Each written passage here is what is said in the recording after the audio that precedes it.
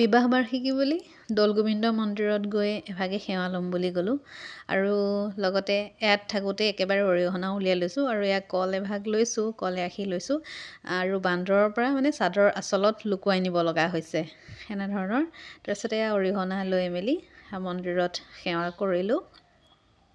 সেৱা কৰি এয়া আমি প্ৰসাদ ভিতৰতে বান্দৰৰ পৰা মানে ক'তো বহিব নোৱাৰে, সেইকাৰণে যোনখিনি জেগা হেৰি কৰি আবদ্ধ কৰি দিছে সেইখিনি জেগাতে বহি ধুনীয়াকৈ প্ৰসাদ ভাগো খাই কৰি ল'লোঁ। আৰু বহুত বান্দৰ, মানে বান্দৰৰ পৰা আপোনাৰ ইফালে লাঠি লৈ থাকিব লগা হৈছে বহু মানুহে, কাৰণ দুপৰীয়া সময়খিনিত খোৱা বোৱা সময় হয় বুলি সকলোৱে জানে, বান্দৰেও জানে, সেইটো কাৰণে এইখিনি সময় গুচি আহে সকলো। চব ভালেই বান্দৰ আছে, যাওঁতেও আহোঁতেও বহু সাৱধানে অহা যোৱা কৰিব লগা হয়। আৰু এয়া চাওকচোন পৰিৱেশটো ইমান মানে কি ক'ব, মনটো ভাল লাগি যায়গৈ সেইখিনি পৰিৱেশটো পালে। আৰু এয়া গণপতি বাপ্পাক যাওঁতে সোমাব নোৱাৰিলে, আহোঁতেহে পাৰিছোঁ, বান্দৰৰ পৰা মানে এইখিনি জেগালৈ আহিবই নোৱাৰি। তাৰপিছতে আহি লৈ সেয়া ভণ্টিৰ লগত ভিডিঅ' কলত কথা পাতি কিনো কেক দিছিলে তাকে তাইকো দেখালোঁ। তাইও অপেক্ষা কৰি আছিলে যে কেনেকুৱানো বস্তু আহিছে তাকে ময়ো চাওঁ, সেইটো কাৰণে এয়া কেকটো উলিয়াই কৰি তাইকো দেখালোঁ আৰু কথা পাতি আছোঁ। ভিনিয়েকেও কৈছে বহুত ভাল লাগিছে ভণ্টি, থেংক ইউ দিছে। আৰু আহিব নোৱাৰিলে যিহেতু তথাপি মানে আপোনবোৰ সদায় আপোনে নহয় জানো, সদায়ে হৈ থাকিব, কিন্তু লগত থাকিলে ভাল লাগে আৰু সকলোবোৰ আপোন মানুহবোৰ।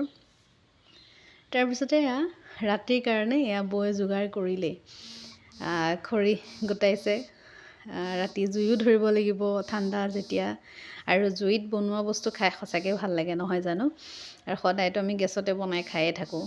আৰু এয়া এই দাদাজনো আহিলে, এই দাদাজনে আমাকো ৰুম ঠিক কৰি দিয়াত দাদাই সহায় কৰিছিলে, তাকে দাদাই আহিলে, আহি কৰি ইয়াক খৰি দাদায়ো ফালি দিয়াত আমাক সহায় কৰিছে। তাৰপিছতে মানুহজনেও বজাৰৰ পৰা আহি এয়া মই অকণমান ৰেডি কৰি আছোঁ। আৰু তাৰপিছতে এয়া বৌয়ে লৈ আহিলে মিঠাই। বৌয়ে ক'লে তোমালোকৰ যুগ্ম জীৱন আৰু যাতে সোৱাদ হওক আৰু মিঠা হওক, ভাল খবৰ ভাল হওক, সকলোবোৰ দিশৰ পৰা ভাল হওক, সেইকাৰণে মিঠাই আনিলে খোৱালে। তাৰপিছতে এয়া দাদাজন আহিয়ে সেয়া জুই ধৰাত লাগি গৈছে যে খানা আয়োজন হ'বই যেতিয়া, খানা হওক নহওক পিছৰ কথা, কিন্তু ঠাণ্ডা হ'লেও জুই ফুৱামেই আৰু সেই তেনেকুৱা ধৰণৰ হ'ল। আৰু মাইনাই আহি আমাক ইয়াত নিজে হাতেৰে ড্ৰয়িং কৰি এয়া আমাক এনিভাৰ্চাৰী গিফ্ট কৰিছে। মৰম লগা নহয় জানো, চাওকচোন ইমান মৰম লাগিছে। তাৰপিছতে তাই গিফ্টটো খুলি কৰি লৈ এয়া মই যা যোগাৰ কৰিছোঁ। আৰু মাজে মাজে ভিডিঅ'সমূহ কৰি গৈ আছোঁ যে যাতে স্মৃতিবোৰ আমি পিছত ৰোমন্থন কৰিব পাৰোঁ। আমি 2025 বৰ্ষৰ বিবাহ বাৰ্ষিকীনো আমি কেনেধৰণে পাতিছিলোঁ বা কেনেধৰণে খাইছিলোঁ আছিলোঁ, সেই তেনেকুৱা ধৰণৰ সেই স্মৃতিবোৰ পুনৰ স্মৰণ কৰিবৰ কাৰণে এনেধৰণে সাঁচি ৰাখিছোঁ। আৰু মানুহজনে বনাই আছে, দাদা বৌহঁত সকলোবোৰ আছে। আৰু বৌহঁতকো মই চাহ দিলোঁ, বাবু সকলোৱে মিলি কৰি চাহকাপ খালোঁ। খাই কৰি লৈ পেলাই মানুহজনেও বা ঘৰৰ কথা বা চবখিনি কথা বাবুহঁতে সকলোৱে উলিয়াই আছে, কথা পাতি থাকিলে ভাল লাগে নহয় জানো আৰু এনেকৈ। আৰু মই যোগান ধৰাত ব্যস্ত, ইটো সিটো ইফালৰ পৰা আনি সিফালে দিয়া। ইয়াত এটা দিগদাৰ হয় আৰু পাকঘৰবোৰ যেতিয়া সলনি হয়, সিটো বস্তু আনি দিয়া সিটো বস্তু আনি দিয়া, সেইটোত অকণমান সময় লাগে। মই সেইবোৰ কামতে ব্যস্ত হৈ আছোঁ। আৰু জোল খোৱা মানুহ আছে সেইকাৰণে জোল দি বনোৱা গ'ল। তাৰপিছতে ভাত হোৱাৰ পিছতে এয়া চাউল পাতিবৰ কাৰণে মই এয়া চাউল ধুবলৈ আহিলোঁ। চাউলো আপোনাৰ যিমান মানুহ হৈছোঁ আমি 9টা, কিন্তু বহুত বনোৱা গ'ল। আৰু এয়া মানুহজনে কেক কাটিবলৈ অকণমান লাজ কৰিছে।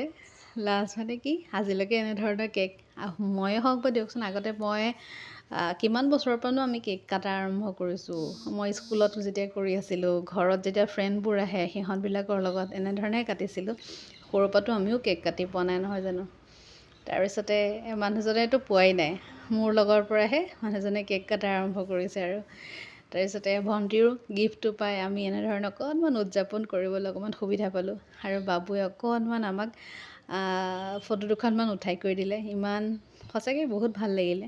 আপোন মানুহবোৰৰ লগত, ঘৰৰ মানুহ যিবোৰ নাই যদিও কিন্তু এইবোৰ মানুহ সঁচাকৈ বহুত আপোন হৈ পৰিছোঁ মানে কিয় য'তেই নাথাকোঁ কিয় দিয়কচোন সেই ওচৰৰ পাজৰৰ মানুহবোৰে আপোন আৰু সিহঁতেও ইমান মৰম দিছে সেইকাৰণে বহুত বহুত ভাল লাগে মানে এনেকুৱা পৰিৱেশৰ মাজত থাকি ডাঙৰ হৈছোঁ যেতিয়া এনেকুৱা পৰিৱেশবোৰ সঁচাকৈ ভাল লাগে আৰু মানুহজনেও কয় কি আৰু মানুহৰ জীৱনটো কি নহয় জানো আজি আছোঁ কালিলৈ নাই কিন্তু সময়বোৰতো ঘূৰাই কেতিয়াও নাপাওঁ সেইটো কাৰণে প্ৰতিটো দিনেই আমি ভালদৰে উদযাপন কৰি থাকিব লাগে যাতে পিছলৈও বোলে আমি এনেধৰণে আছিলোঁ সেইটোকে আমি যাতে ৰোমন্থন কৰিব পাৰোঁ তাৰপিছতে কেক কাটিবলৈ ল'লোঁ আৰু মাইনাই কৈছে মোৰ এনিভাৰ্চাৰী নহয় তোমালোকৰহে তোমালোকে কাটা মই বোলে একো নহয় আহা তাৰপিছতে আমি কেক কাটি দুইজনে ইজনে সিজনে খুৱাই তাইকো খোৱালোঁ আৰু তাই উঠিবলৈ লাজো কৰিছে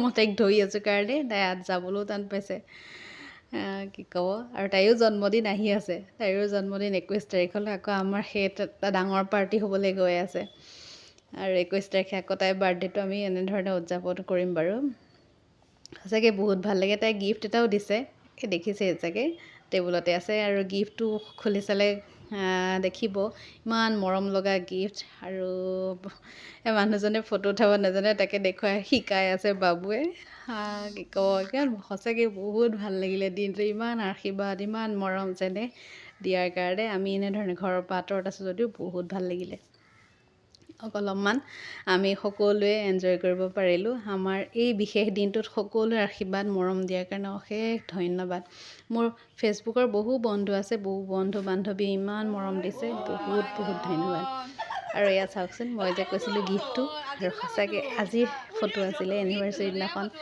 আমি দৌল গোবিন্দ মন্দিৰলৈ যোৱাৰ আগত সেই বৈ ফটো মাৰিছিলে আৰু চাওকচোন ইমান মৰম লগা ফটোখনকে আনি বনাই দিলে বহুত বহুত ভাল লাগিলে সঁচাকৈ দিয়কচোন এইবোৰে স্মৃতি আৰু ক'ব মানুহজনে কৈ আছে মোক সেই শকত লাগিছে নেকি সেই তাকে কৈ আছে মাইনাৰ ফূৰ্তি চাওকচোন তাৰপিছত শেষত আমি সকলোৱে ভাত পানী খাই কৰি মানুহজনকে আৰু দাদাকে প্ৰথমে দি ল'লোঁ তাৰপিছতে আমি খাম আৰু আজিলৈ ইমানেই দেই